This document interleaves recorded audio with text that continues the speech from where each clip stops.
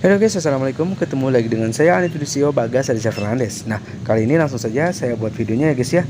Ini saya siram dengan air seperti ini, lampunya tetap menyala guys. Walaupun saya coba direndam, lampunya itu tetap menyala. Walaupun kalian bisa lihat sendiri, ini blowernya juga masih menyala ya guys ya. Lampunya menyala, blowernya menyala, tapi saya siram dengan air banyak seperti ini, lampunya tetap bisa menyala. Dan ini dipastikan aman guys ya, dijamin aman, menjadikan lampu D2 mini laser yang seperti ini menjadi kuat tahan terhadap air. Untuk lampu D2 mini laser yang seperti ini beberapa tipenya memang ada yang waterproof ya guys ya, jadi tahan terhadap air. Tapi ada juga yang beberapa merek diantaranya itu ada yang tidak waterproof. Jadi walaupun di sana tertulis waterproof, tapi kalau misalkan kalian dengan detail, dengan teliti, ternyata memang itu bukan untuk yang didesain untuk waterproof.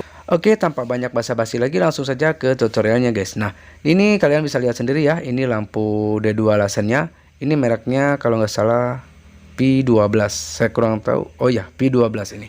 Kalau misalkan merek yang lain juga kalian cek saja. Kalau misalkan di bagian komponen elektronik yang di dalamnya itu terdapat yang masih terlihat tidak waterproof, jadi ini solusinya buat kalian kalau misalkan ingin D2 mini laser ini menjadi waterproof dan lebih aman saat digunakan di medan yang basah, seperti kena hujan, percikan air, kena banjir dan sebagainya ya guys ya. Nah, di sini kita buka dulu baut yang 4 yang di belakang blowernya itu. Nah, seperti ini ya.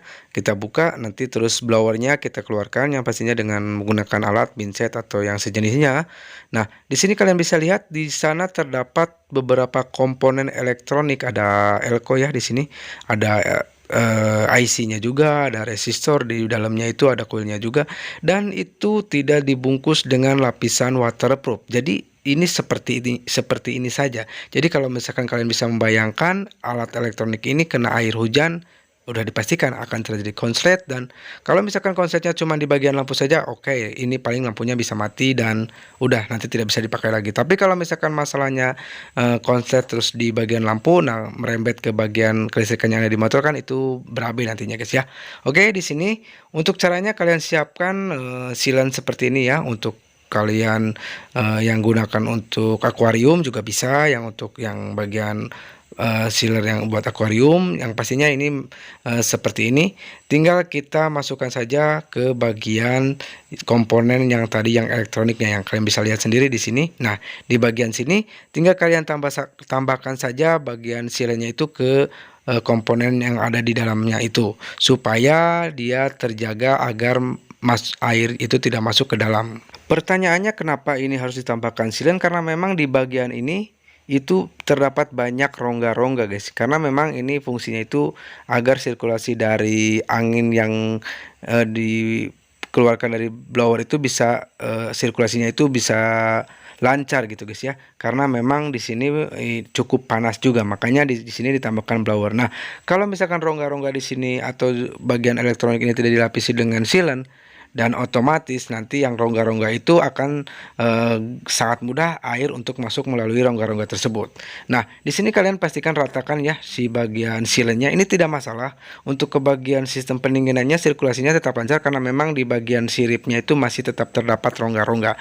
Cuman karena memang sudah dilapisin sealant, jadi anginnya itu tidak bisa masuk ke bagian dalamnya lagi, ke bagian komponen yang ada di dalam. Tapi karena memang ini casingnya sudah menggunakan casing besi, jadi sudah cukup menurut saya, dan itu saya buktikan sendiri di motor saya, sudah saya gunakan selama 1 tahun lebih, tapi lampunya masih tetap menyala, belum ada masalah sedikit pun. Nah, ini untuk bagian atas, di sini terdapat sealant atau terdapat karet ya.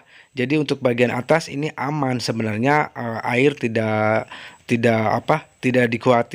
dikhawatirkan untuk bisa masuk ke bagian lampunya. Tapi kalau bagian belakangnya tidak dikasih sealant ya guys ya, nanti airnya itu pasti akan masuk melalui rongga-rongga yang ada di belakang seperti ini. Untuk bagian depan ini sudah aman, untuk bagian belakang juga sudah aman karena sudah kita tutup dengan sealant, dan tinggal kita tunggu sampai silanya itu benar-benar kering. Kalau sudah kering, tinggal kita rakit kembali dan lampu bisa siap kita gunakan guys. Oke guys, mungkin ini dulu video kita kali ini. Jika ada pertanyaan, saran atau apapun itu, silahkan tulis saja di kolom komentar. Terima kasih, semoga bermanfaat. Wassalamualaikum warahmatullahi wabarakatuh. Sampai ketemu lagi di video saya berikutnya. Dah.